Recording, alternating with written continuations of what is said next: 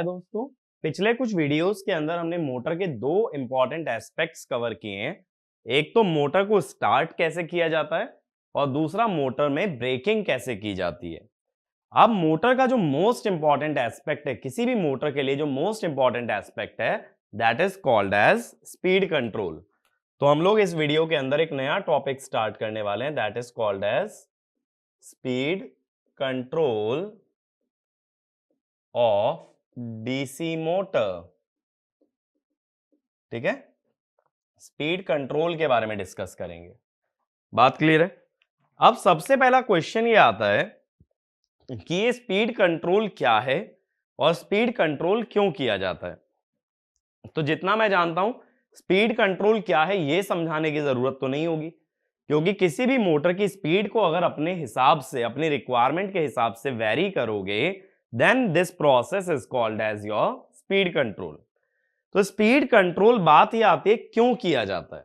अब जैसे मान लो आप एक बाइक खरीद के लाते हो और बाइक का मैन्युफैक्चरर ये बोलता है कि इस बाइक को चालू करते ही ये लगातार सिर्फ 40 की स्पीड पे चलेगी या लगातार सिर्फ 50 की स्पीड पे चलेगी। क्या ऐसा काम हम लोग के लिए यूजफुल है? क्या ऐसा एक व्हीकल यूजफुल है जो कि सिर्फ एक ही स्पीड पे चलता हो? नहीं। हम क्या चाहते हैं कि अगर खाली रोड मिलेगी तो तेज चलाएंगे और ट्रैफिक होगा तो स्लो चलाएंगे। Means the speed should be variable as per the requirement. जैसी आपकी रिक्वायरमेंट है उसी हिसाब से मोटर की स्पीड बदल जानी चाहिए। इसीलिए स्पीड कंट्रोल इतना क्रूशियल होता है, क्योंकि बहुत जगह हमें वेरिएबल स्पीड की जरूरत होती है। अब यहां पे हम एक टर्म यूज करते हैं। पहले एक टर्म लिखो, इसके अंदर एक स्टेटमेंट लिखना, speed control is required in order to realize variable speed drive। अब ये ड्राइव क्या चीज है? मैंने देखो यहां एक टर्म यूज कर दी, ड्राइव। ड्राइव का मतलब होता है जब कभी मोटर किसी लोड को चलाती है तो हम कहते हैं मोटर ड्राइव्स द लोड। तो वेरिएबल स्पीड ड्राइव का मतलब that the motor is driving a load which requires variable speed. तो एक पॉइंट लिखना, when ever the motor drives a particular load, then it is called as a drive, and variable speed drive refers to a load which requires variable speed, जैसे कि हमारे automobiles हो गए, ठीक है। इवन जैसे कि अगर क्रेन्स की भी बात करें तो ऐसा तो नहीं है कि एक ही स्पीड पे वो लिफ्ट कर पाएगा। बहुत सारी चीजें ऐसी हैं जहां मोटर की वेरिएबल स्पीड की हमें जरूरत होती है। पंखा ले लो, फैन के अंदर क्या होता है, उसका रेगुलेटर घुमाओ उसकी स्पीड बदल जाती है। तो इससे क्या मतलब समझ आ रहा है कि हमें वेरिएबल स्पीड बहुत ज्यादा जगह रिक्वायर्ड है। अब क्या होता है मोटर के अंदर, हम ऐसा लिख सकते हैं that EMF is VT minus IARA, and then the speed can be written as EMF by Km phi, यानी VT minus IARA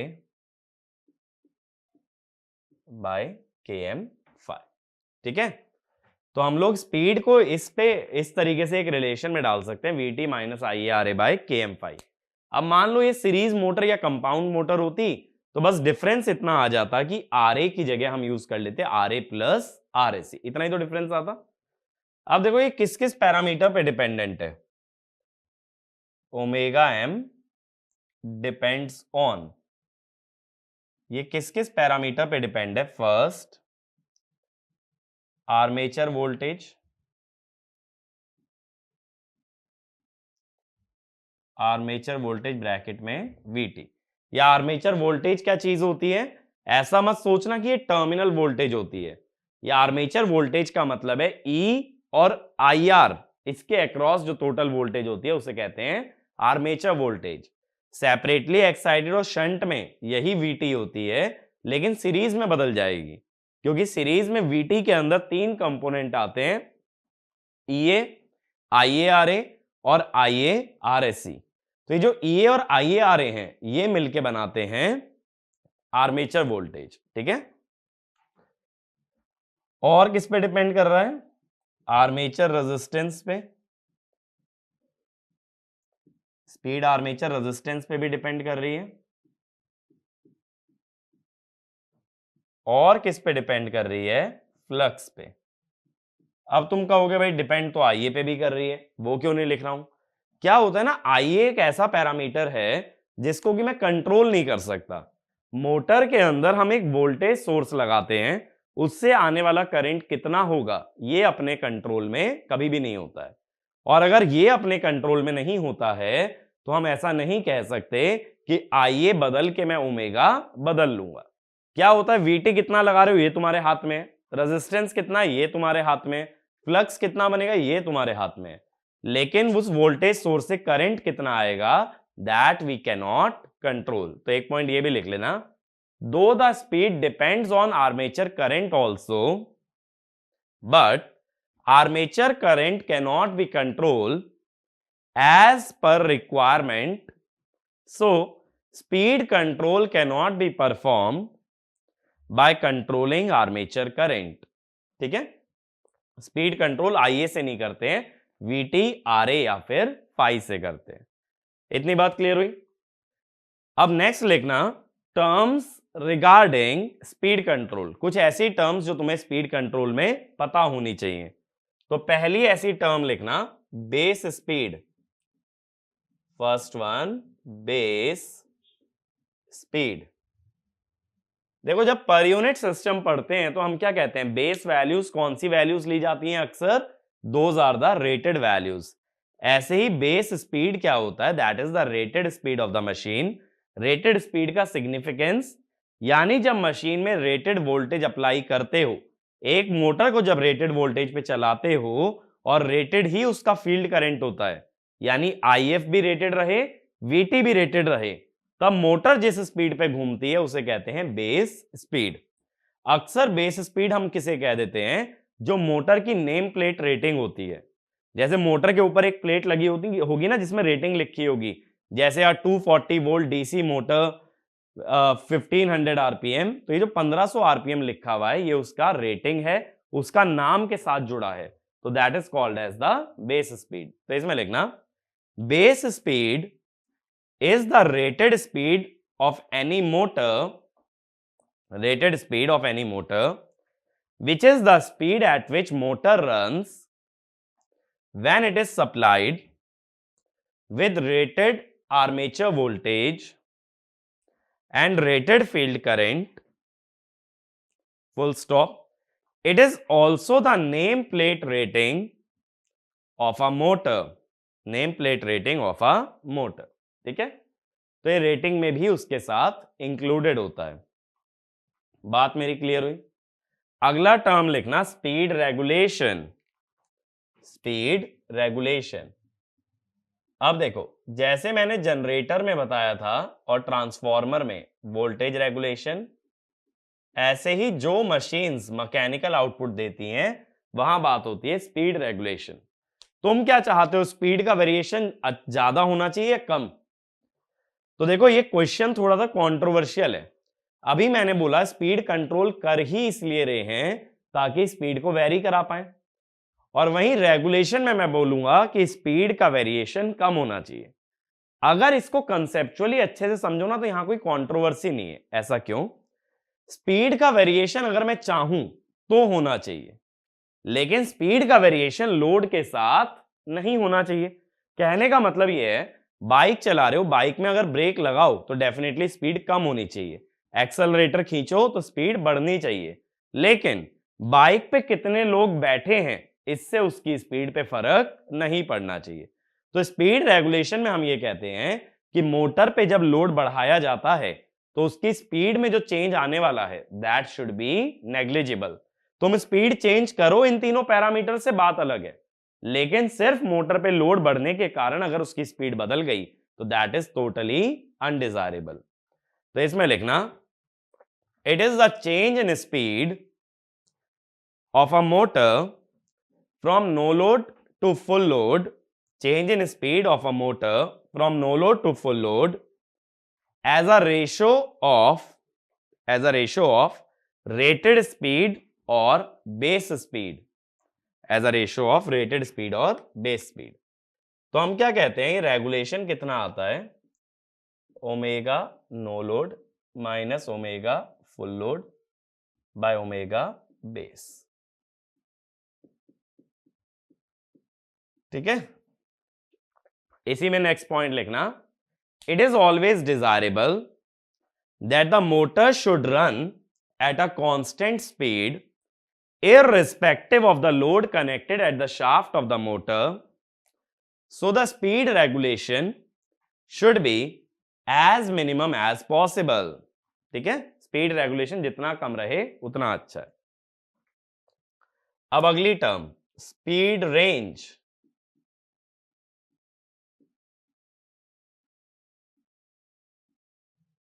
ठीक है, स्पीड रेंज का डेफिनेशन लिखना, it is the ratio of maximum allowable speed of the motor to the minimum allowable speed. तो speed range का formula क्या लिख दोगे, ओमेगा मैक्स बाय ओमेगा मिन। इसमें तो मुझे नहीं लगता कोई चीज समझाने की जरूरत है, ये स्पीड रेंज का मतलब क्या है, simply maximum upon minimum speed is the speed range. अगला लिखो, कांस्टेंट पावर ड्राइव। अब देखो, मैंने ड्राइव का मतलब अभी क्या बताया, जब कभी मोटर किसी लोड को चलाती है तो उसको ड्राइव कहा जाता है, because motor is driving a load. अगर मोटर एक ऐसे लोड को चलाए, यानी ऐसे एक मैकेनिकल लोड को चलाए जिसको कांस्टेंट ही पावर चाहिए, यानी कि जिसका टॉर्क इनटू स्पीड कांस्टेंट आ जाए, that is called as a constant power drive. तो इसमें लिखना, if the motor drives a load that requires constant power over a speed range, constant power over a speed range माने power constant रहनी चाहिए जबकि speed vary हो रही है, constant power over a speed range, then it is said to be constant power drive. तो ये जो टर्म्स है ना, ये बहुत कॉमनली ऑकर होती हैं स्पीड कंट्रोल में, टर्म जैसे कि कांस्टेंट पावर ड्राइव। ऐसे ही अगला, कांस्टेंट टॉर्क ड्राइव।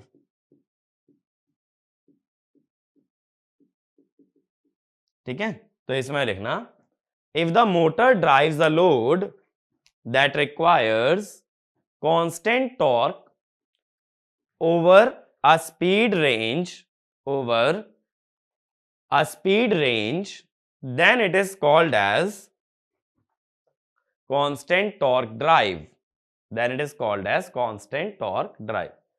तो देखो, कांस्टेंट पावर ड्राइव होगी, कांस्टेंट टॉर्क ड्राइव होगी या कोई और ड्राइव होगी, ये हमेशा किस पे डिपेंडेंट है, लोड पे, कि भाई लोड कैसा लगा रहे हो, ये इस बात पे डिपेंड करता है। जैसे क्या होता है, मान लो अगर फैन लोड की बात करें, फैन लोड के अंदर टॉर्क स्पीड स्क्वायर के प्रोपोर्शनल आता है, यानी पावर किसके प्रोपोर्शनल हुई, स्पीड के क्यूब के, क्योंकि टॉर्क इनटू स्पीड से क्या मिलती है, पावर। तो पावर स्पीड क्यूब के प्रोपोर्शनल हुई और टॉर्क स्पीड के स्क्वायर के प्रोपोर्शनल हुआ।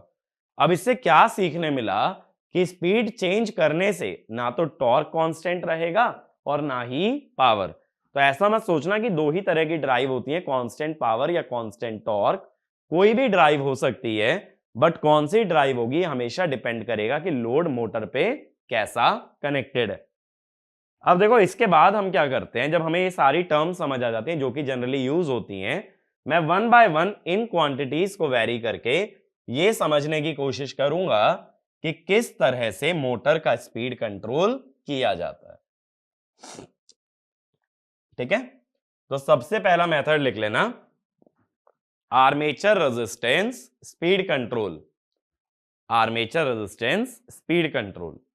इसके अंदर भी फर्स्ट केस लिख लो, शंट मोटर। अब देखो, आर्मेचर में जो रेजिस्टेंस ऐड करना है, यही काम हम लोगों ने स्टार्टिंग में भी किया था, और मैंने तब भी तुम्हें एक बात बोली थी कि स्टार्टिंग वाला रेजिस्टेंस अगर हटाओगे नहीं तो इससे मोटर की स्पीड कम हो जाएगी। अब भी हम यही कर रहे हैं कि आर्मेचर के अंदर एक रेजिस्टेंस ऐड करेंगे जिसकी मदद से आर्मेचर की स्पीड को चेंज किया जाएगा। अब समझने की कोशिश करना कि हम ये काम कैसे करने वाले हैं। देखो ये मैंने रियोस्टेट लगा दिया, ये आर्मेचर रेजिस्टेंस और ये आर्मेचर का ईएमएफ, ठीक है। ये हो गई टर्मिनल वोल्टेज VT, ये हुआ IF, ये हुआ RSH, ये सपोज RG, ये RA और ये हुआ अपना EA और ये हो गया अपना IA, ठीक है। अब हमें ये देखना है ये RG की मदद से स्पीड कंट्रोल कैसे हम लोग परफॉर्म करने वाले हैं। अब देखो क्या होता है, इनिशियली मान लो RG की वैल्यू 0 रखी गई है, इनिशियली RG इक्वल टू 0, जब तक हमें इसका स्पीड नहीं चेंज करना था। तो IA कितना हो जाएगा, IA को IA1 कह देता हूं, ये हुआ VT minus EA over RA, ऐसा ही होगा। KVL लगा दिया बस मैंने, और इसके अंदर VT कांस्टेंट है, VT कांस्टेंट है, तो IF that is VT by RSH, तो ये भी चीज कांस्टेंट ही है। अब इसके आगे क्या होता है, देखो आगे की कहानी की बात करते हैं। ये वाला ना इसमें लिखवाऊंगा, ज्यादा कुछ नहीं, डायरेक्टली यही सब लिखते चलना जो मैं लिखता चल रहा हूं बोर्ड पे। नाउ RG इज इंक्रीज्ड, अब RG बढ़ा लिया। RG बढ़ाने से क्या होगा, हम पहले ये बोलते हैं ओमेगा कैनॉट चेंज सडनली। अब देखो फ्लक्स तो कांस्टेंट ही रखा है और साथ साथ ये भी बोल रहे हो कि स्पीड सडनली चेंज नहीं हो सकती। फ्लक्स कांस्टेंट है, स्पीड भी नहीं बदलेगी, तो हम ये भी जानते हैं कि EMF is proportional to phi into omega, तो ये भी क्या रह जाएगा, कांस्टेंट। EMF भी नहीं बदल सकता है फिर तो।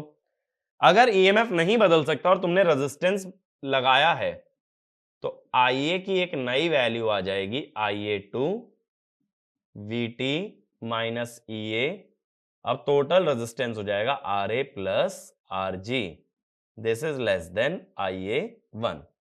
रेजिस्टेंस बढ़ने की वजह से करंट एकदम से क्या हो गया, कम हो गया। वैसे देखो करंट भी सडनली चेंज नहीं हो सकता, क्योंकि मशीन के अंदर ना इंडक्टेंस भी होती है, तो ये बस समझने का तरीका है। मैंने ये बोला था डीसी मशीन में इंडक्टर को सिर्फ तब तक शॉर्ट रखा जाता है जब तक उसके अंदर करंट कांस्टेंट रहे, लेकिन जब करंट चेंज होगा तो इंडक्टर को शॉर्ट नहीं मान सकते, इंडक्टर की भी वोल्टेज आएगी, दैट इज LdI/dt, ठीक है। बट इंडक्टेंस को इग्नोर कर रखा है, सिर्फ ये एक अप्रोक्सीमेट टेक्निक है समझने के लिए। अब क्या होता है, जो टॉर्क होता है, कौन सा टॉर्क, डेवलप्ड टॉर्क, तो मैं उसको TM कह देता हूं। TM is Km phi IA, ठीक है। तो हम कहते हैं as IA2 is less than IA1, motor का जो टॉर्क है वो भी पहले से कम हो गया।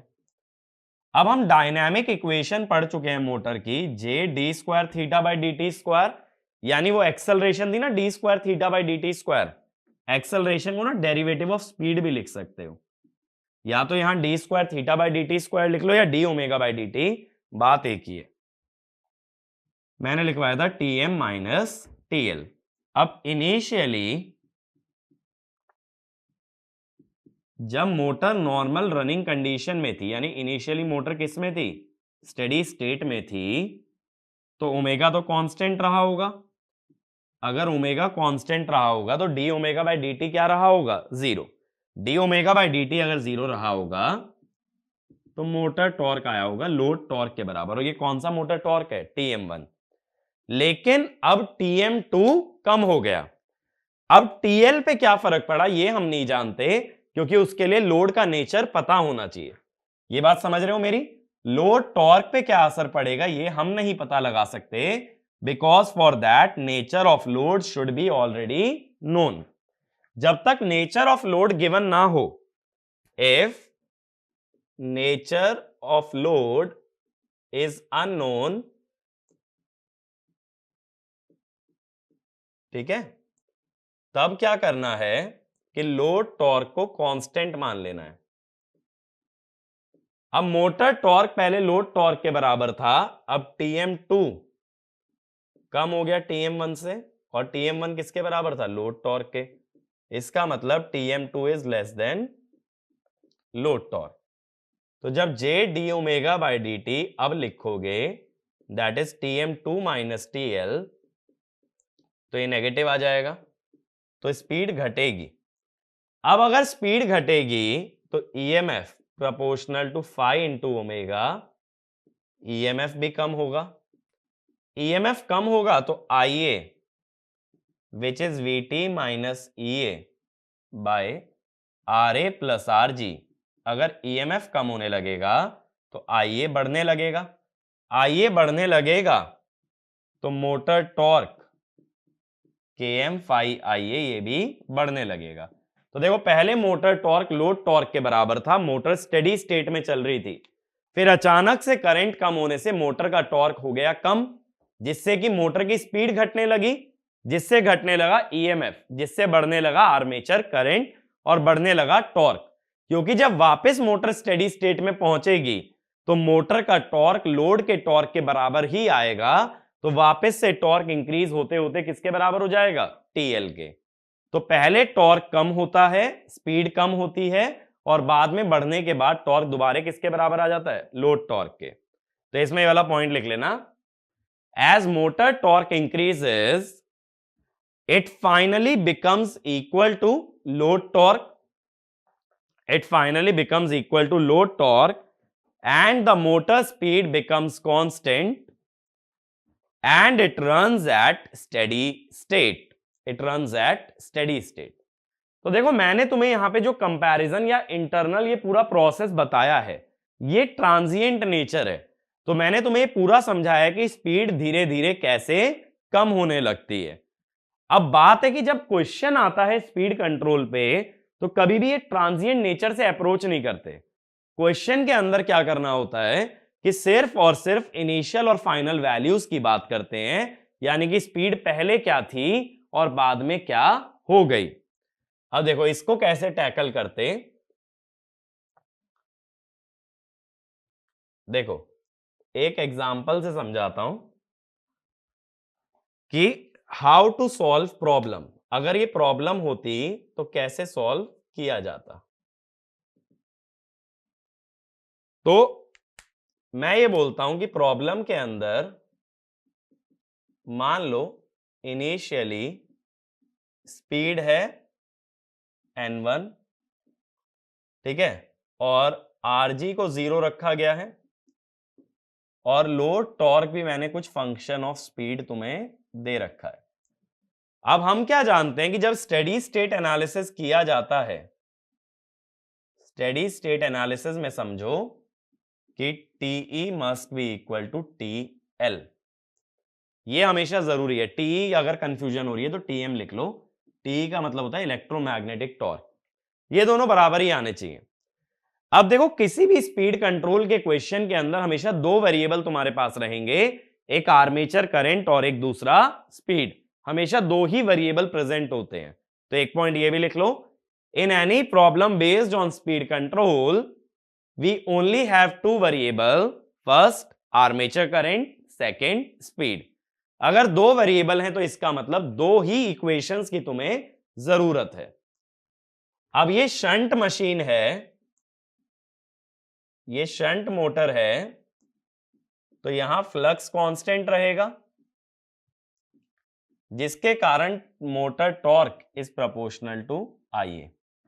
तो हम क्या कहेंगे, Tm2 by Tm1, motor torque load torque के बराबर ही होता है ना, TL2 बाई TL1, जिसका मतलब मोटर का जो टॉर्क है वो तो IA के प्रोपोर्शनल है, और लोड का जो टॉर्क है वो n के किसी फंक्शन की तरह डिफाइंड है। तो एक इक्वेशन आ गई। इसमें तुम्हें क्या क्या पता है, स्पीड भी पता और करंट IA1 भी पता है, इतनी चीजें तुम्हें पता है। यानी यहां दो वेरिएबल हैं IA2 और N2, एक तो ये इक्वेशन हो गई। दूसरा क्या होता है, EMF भी किसके प्रोपोर्शनल आएगा, स्पीड के, क्योंकि फ्लक्स कांस्टेंट है। ठीक है, और ईएमएफ को कैसे लिखोगे, VT minus IA2 RA plus RG upon VT minus IA1 RA।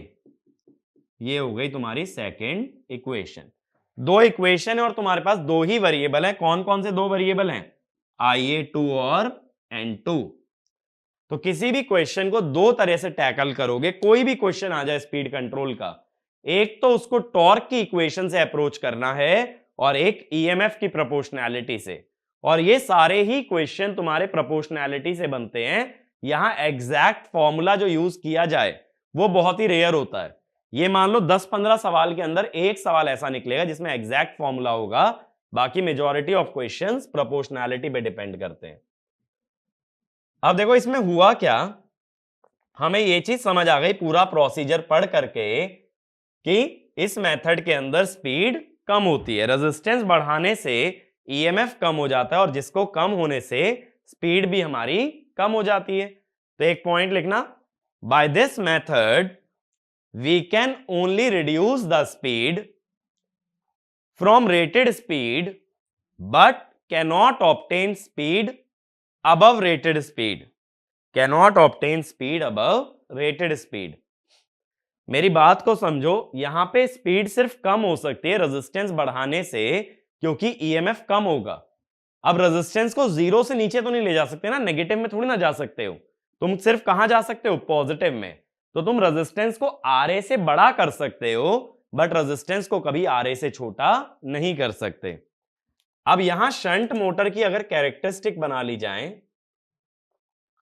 मैंने देखो कैरेक्टरिस्टिक्स ऑफ डीसी मोटर में बताया भी था कि शंट मोटर की कैरेक्टरिस्टिक कैसे होती है कि नो लोड पे एक स्पीड होती है ओमेगा एम नॉट और स्पीड उसके बाद घटती है।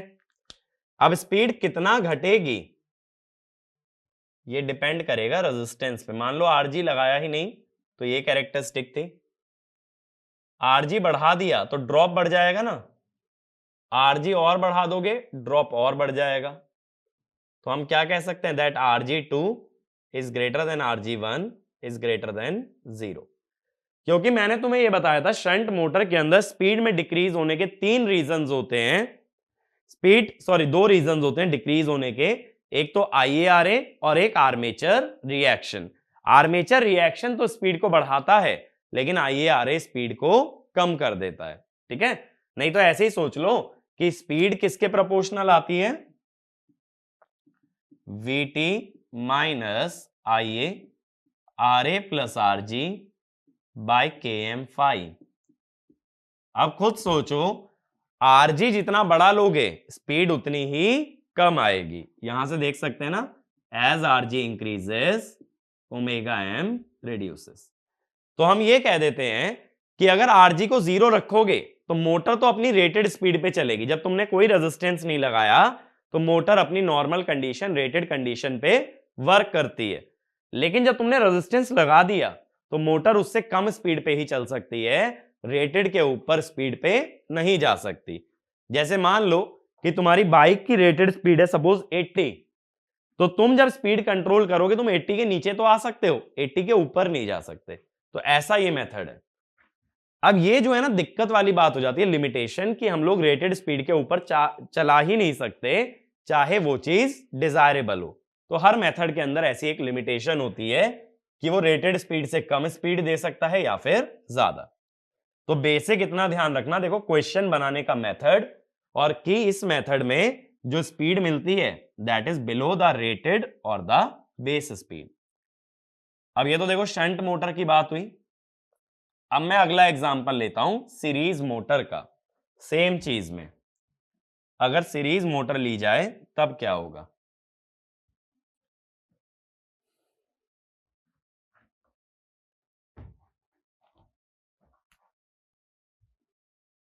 तो पहले क्या कर लेते हैं, सीरीज मोटर का एक काम करते हैं, सर्किट बना लेते हैं। ये सीरीज फील्ड वाइंडिंग आ गई,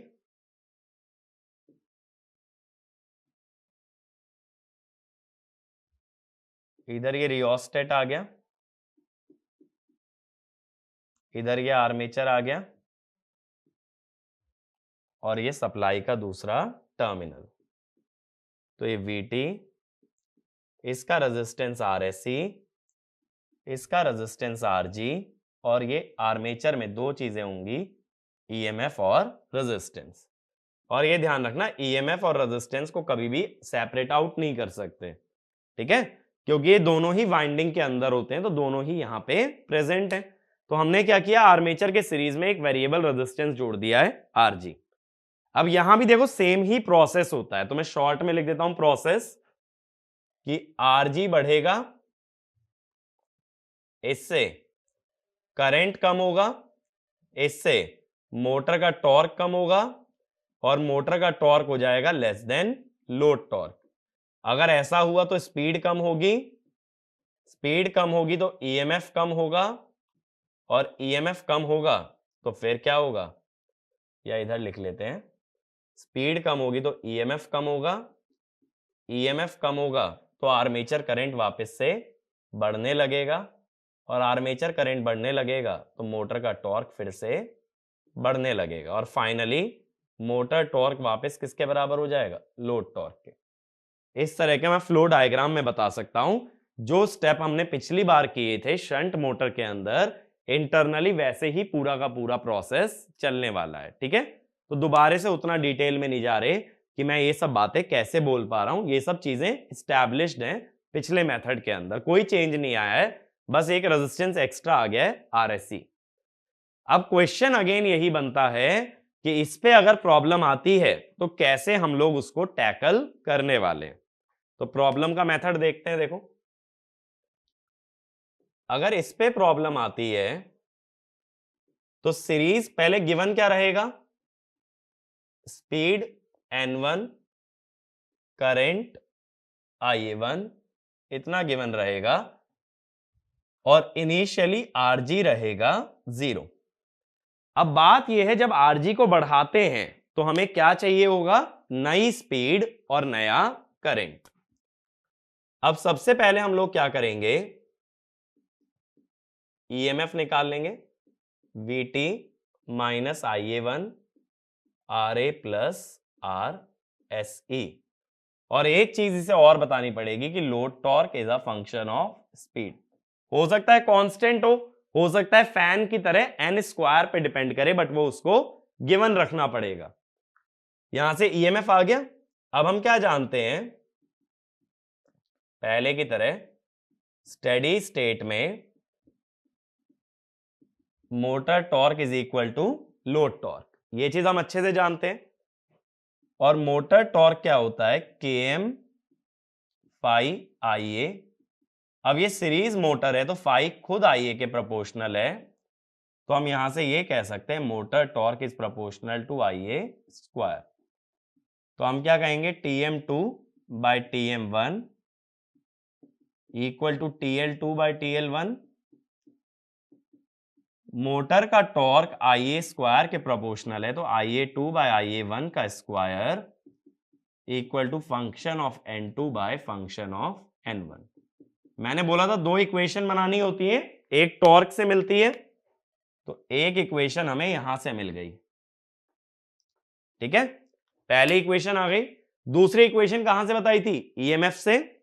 अब EMF प्रोपोर्शनल होता है फाई इंटू ओमेगा के, या फाई इंटू एन कह दो, प्रोपोर्शनैलिटी की बात कर रहे हो।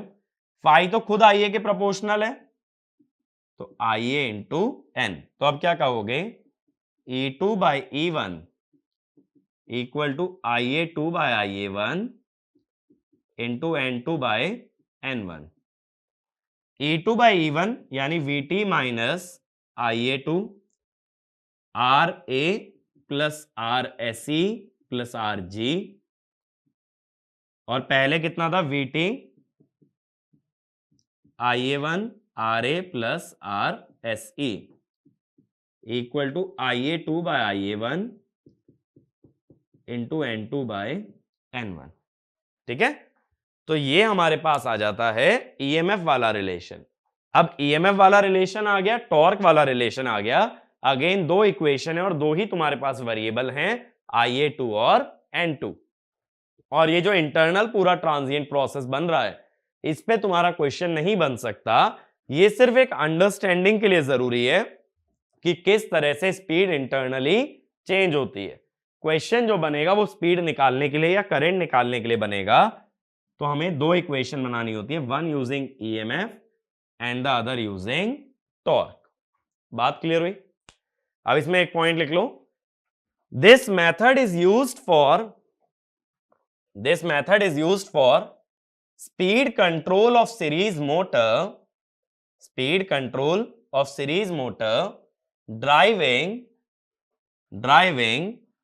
crane, hoist, etc. cranes, hoists, etc. ठीक है? तो ये वाला मेथड अच्छे से क्लियर है कि सीरीज मोटर का स्पीड कंट्रोल कैसे करने वाले हैं। तो आर्मेचर रेजिस्टेंस स्पीड कंट्रोल के अंदर हमेशा क्या होता है, हमेशा स्पीड जो मिलती है that is less then the base speed. और इसकी भी अगर स्पीड वर्सेस टॉर्क का कर्व बनाओ तो हम लोग सीरीज मोटर में क्या देखे थे, ओमेगा वर्सेस टी का कर्व, हाइपरबॉलिक देखे थे। तो कैसा आता है, कुछ इस टाइप से। ये मान लो Rg इक्वल टू 0 के लिए है, रेजिस्टेंस बढ़ाओगे स्पीड कम हो जाएगी, Rg1 रेजिस्टेंस और बढ़ाओगे स्पीड और कम हो जाएगी। ये हो गया Rg2। तो हम क्या जानते हैं कि रेजिस्टेंस बढ़ाने से स्पीड कम होती चली जाती है, that is the overall method. तो इसमें ये लिख लेना, overall we have to remember that as the resistance in armature circuit is increased the speed of motor reduces, so this method can only be used to obtain speed below base speed। ठीक है, तो ये method clear हुआ। अगले method पे चलते हैं। अगला मेथड लिखना, speed control by varying field flux, speed control by varying field flux, bracket में लिख लो फील्ड कंट्रोल मेथड। ठीक है, फील्ड कंट्रोल मेथड, यानी जहां फील्ड वाइंडिंग का करंट या फील्ड वाइंडिंग के फ्लक्स को कंट्रोल किया जाए उसको बोला जाता है फील्ड कंट्रोल मेथड। तो उस मेथड पे आ रहे हैं। अब देखो क्या होता है, कभी भी फ्लक्स को नहीं बढ़ाना चाहिए वरना मशीन सैचुरेट कर सकती है। तो इसीलिए फ्लक्स को कभी बढ़ाया नहीं जाता, फ्लक्स को हमेशा कम किया जाता है अगर स्पीड को चेंज करना भी है। अब अभी हमने ओमेगा एम क्या लिखा था, हमने लिखा था Vt minus IaRa bye Km5। अगर फ्लक्स को कम करोगे तो स्पीड बढ़ जाएगी क्योंकि फ्लक्स डिनोमिनेटर में है। तो इसको हम लोग कहते हैं फील्ड वीकनिंग मेथड। वीकनिंग माने कि फील्ड को कमजोर किया जा रहा है, और कमजोर क्यों कर रहा हूं, क्योंकि फ्लक्स कम करने से मेरी स्पीड बढ़ सकती है। जैसे आर्मेचर रेजिस्टेंस वाले मेथड में हमने ये बोला कि रेजिस्टेंस बढ़ा देने से स्पीड कम होती है, ऐसे ही फ्लक्स कम कर देने से स्पीड बढ़ती है। फ्लक्स को बढ़ा क्यों नहीं सकते, वरना मशीन सैचुरेट हो जाएगी। तो ये लिखो, the field flux should not be increased above the rated value, otherwise there is a risk of saturation, so we can only reduce the field flux below the rated value। ठीक है, अगला point, this method is also called field weakening method। Board से लिख लेना, field weakening method, because magnetic field of field winding is being reduced। ठीक है, magnetic field of field winding is being reduced। मेरी बात क्लियर हुई यहां तक? अब अगला पॉइंट लिखना, as the field flux is reduced the speed increases, so we can say that this method is used for speed control above the base speed or for obtaining speed higher than rated speed. ठीक है, तो जैसे armature resistance वाले method में speed कम मिलती है, यहां पे स्पीड ज्यादा मिलती है। तो एक मेथड है स्पीड घटाने के लिए और दूसरा मेथड है स्पीड बढ़ाने के लिए। तो पहला लिख लेना इसके अंदर शंट मोटर। फर्स्ट लिख लो शंट मोटर। अब शंट मोटर में ड्रॉ कर लेता हूं। देखो यहां एक आर्मेचर होगा, मैं ईए और आरए अलग अलग नहीं दिखा रहा, ये अंडरस्टूड होता है अगर आरए नहीं भी दिखाया जाए कि ईए के साथ ही आरए होगा। अब फील्ड वाइंडिंग में मैंने एक रेजिस्टेंस इंसर्ट कर दिया भाई।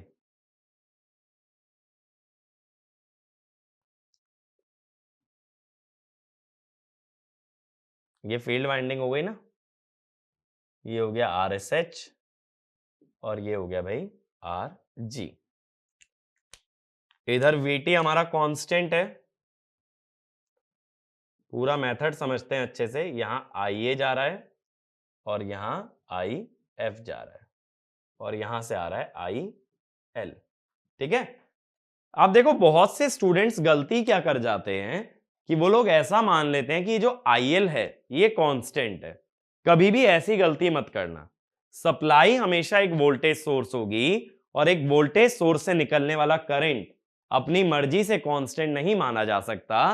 करंट सिर्फ कांस्टेंट मान सकते हो for the case of a current source. ठीक है, तो इसमें लिख भी लेना, since voltage source is used to drive a motor, Vt can be taken as constant, but never assume IL as constant because supply is not a current source।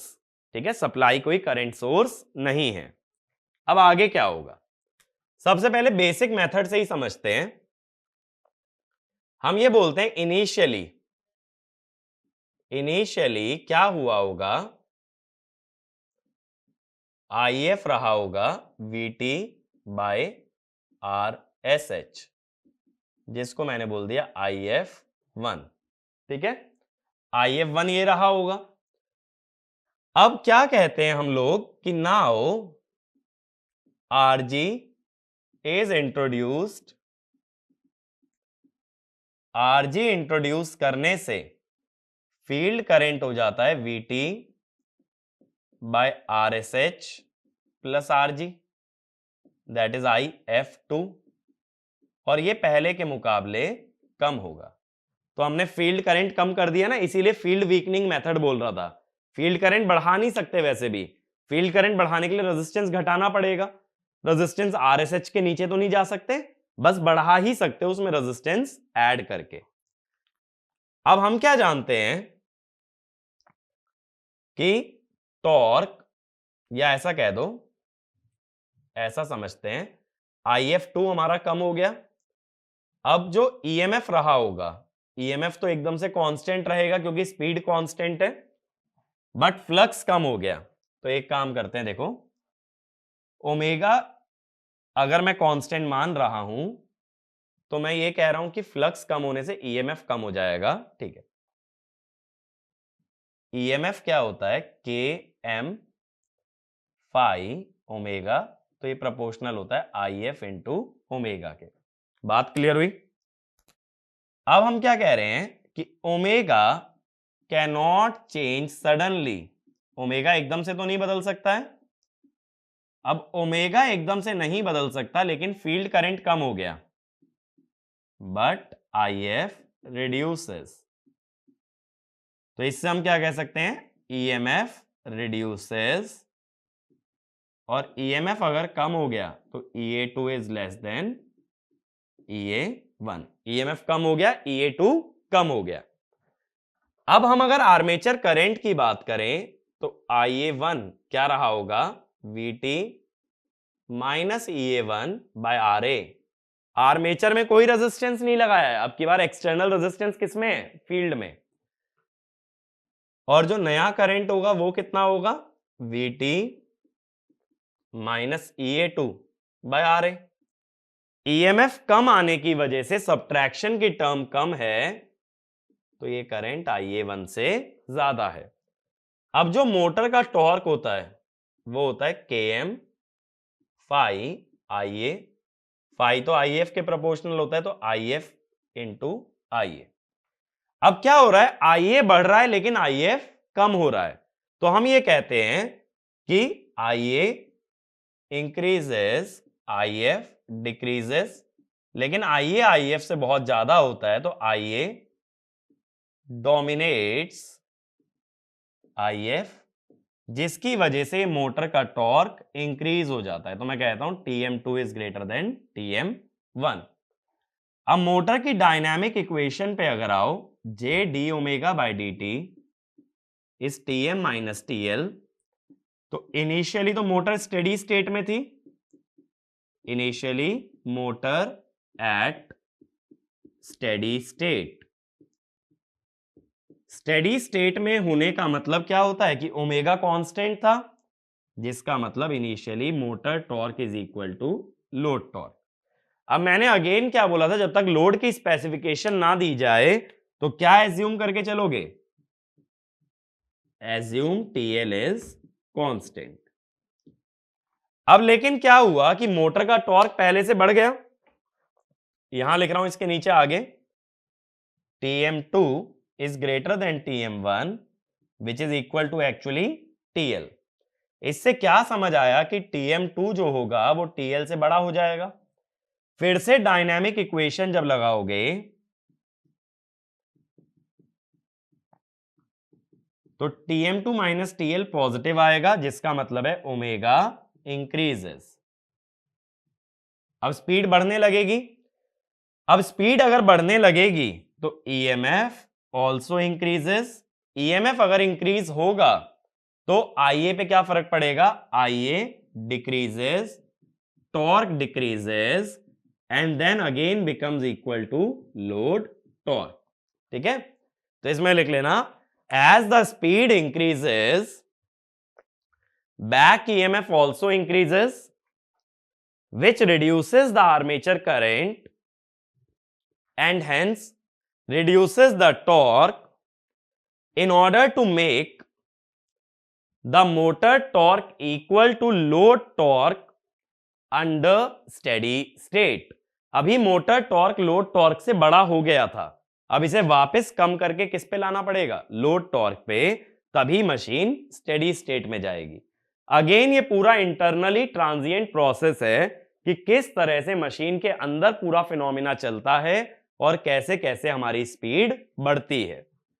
लेकिन हमें क्या देखना है कि इस पे बेस्ड अगर क्वेश्चन आता है तो वो कैसे टैकल करना है। तो फिर से मैं तुम्हें अब समझाता हूं कि प्रॉब्लम कैसे सॉल्व होगी। ठीक है, देखिए मेरे क्वेश्चन का सॉल्विंग मेथड, स्टेप्स क्या होते हैं, स्टेप्स रटो मत, थोड़ा सा दिमाग लगाओ। अगेन देखो, जैसा मैंने पहले बोला कि प्रॉब्लम के अंदर क्या क्या गिवन होता है,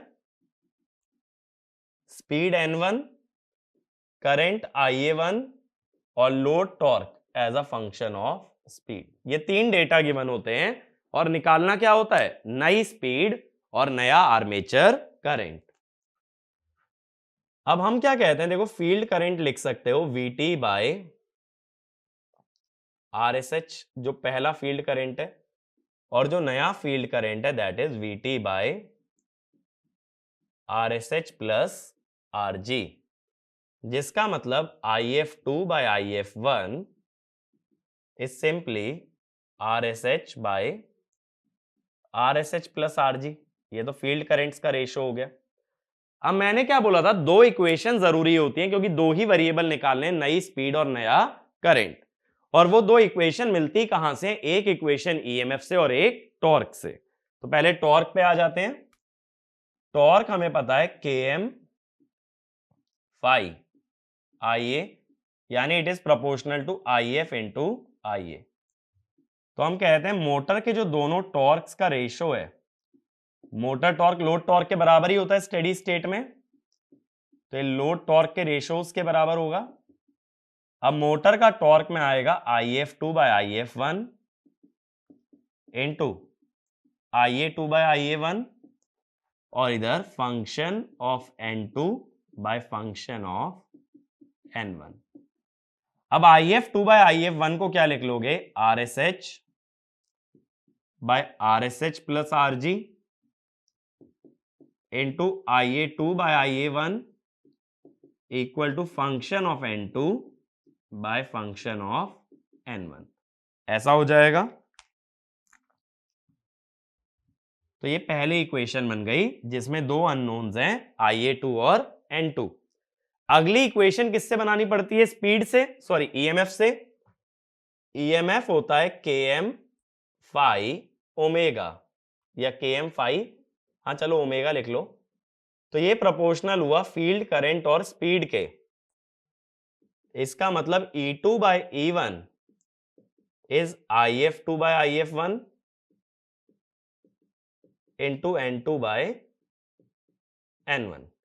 EMF तो KVL से लिख सकते हो, क्या लिखोगे, VT minus IA2RA VT minus IA1RA,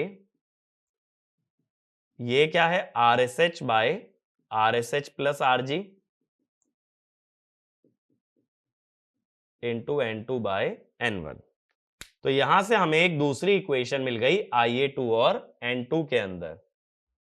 तो अब अपने पास दो इक्वेशन हो गई, एक तो IA2 और N2 के अंदर EMF से और एक दूसरी टॉर्क से। दो इक्वेशन और दो ही अपने पास वेरिएबल हैं, एक तो आर्मेचर करंट और दूसरा स्पीड। ठीक है, सॉल्व कर सकते हो इस तरीके से। तो हमेशा अपना मेजर फोकस क्या रखना है, स्पीड कंट्रोल के क्वेश्चन के अंदर किसी भी तरह से दो इक्वेशन बनानी है, दो अननोन्स के लिए, एक आर्मेचर करंट और एक दूसरा स्पीड। अब डिसएडवांटेजेस लिखो।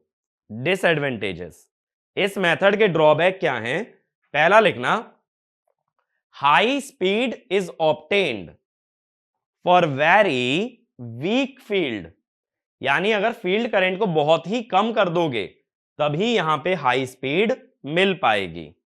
और हमने क्या देखा कि जब फील्ड करंट को कम करते हैं तो आर्मेचर करंट बढ़ता है। आर्मेचर करंट क्यों बढ़ रहा है, एक चीज सोच करके देखो। जैसे मान लो तुम्हें स्पीड बढ़ानी है तो ये N2 वाली टर्म N1 से बड़ी होगी, तो IA2 भी किससे बड़ा आएगा, IA1 से, आर्मेचर करंट बढ़ेगा। अगर तुम बहुत ज्यादा फील्ड करंट को कम कर दोगे तो आर्मेचर करंट बहुत ही ज्यादा होगा।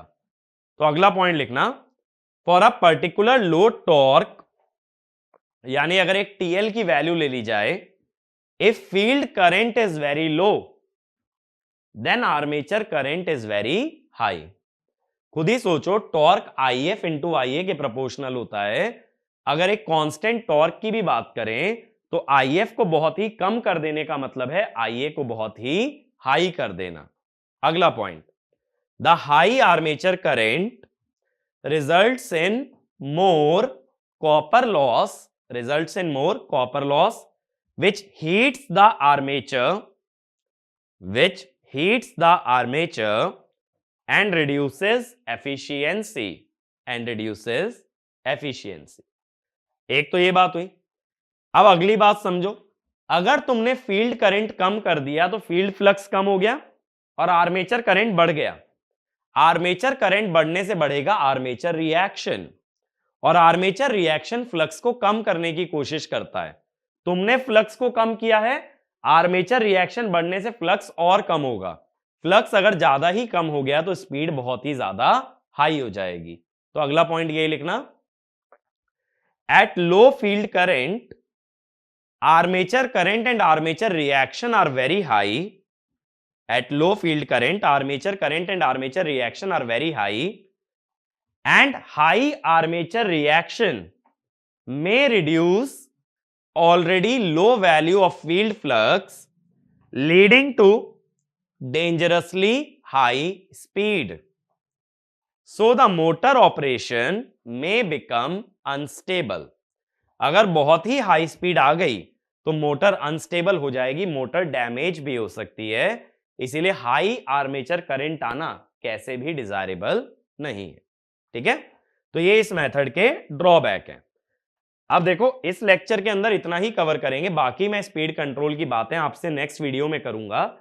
तो सबसे पहली चीज अगर हम लोग रिवाइज करें कि आज हमने क्या कवर किया है, सबसे पहली चीज मैंने क्या बताई कि भाई मेथड में क्या क्या मेथड्स आ सकते हैं, वीटी को चेंज करना, आरए को चेंज करना या फाई को चेंज करना।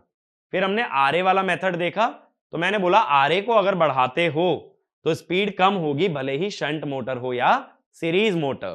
तो आर्मेचर रेजिस्टेंस वाला मेथड कब यूज करना है, जब स्पीड रेटेड से कम चाहिए। फिर हमने बोला अगर फील्ड वाइंडिंग के फ्लक्स को कम करें, फ्लक्स को कम करने से स्पीड बढ़ती है, इसे हमने बोला फील्ड कंट्रोल या फील्ड वीकनिंग, और इससे हमारी स्पीड इंक्रीज होती है। तो इस मेथड का यूज कब करना है, जब रेटेड स्पीड से ज्यादा स्पीड मिले। लेकिन नुकसान ये होता है कि फील्ड करंट घटा देने से आर्मेचर करंट बढ़ जाता है, जिससे लॉसेस भी बढ़ते हैं, एफिशिएंसी भी कम होती है, और साथ ही साथ अगर आर्मेचर रिएक्शन डोमिनेट कर गया तो स्पीड बहुत ही ज्यादा हाई हो जाती है।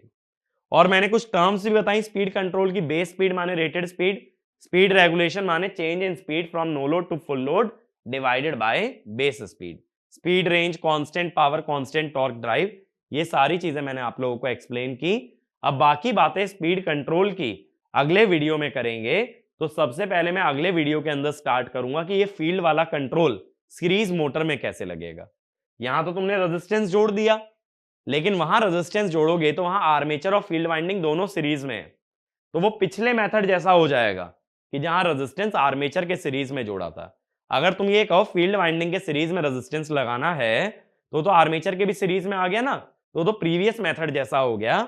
सीरीज मोटर का फील्ड कंट्रोल करने का तरीका एंटायरली डिफरेंट होता है, ठीक है। लेकिन वो हम लोग डिस्कस करेंगे नेक्स्ट वीडियो में। Thank you.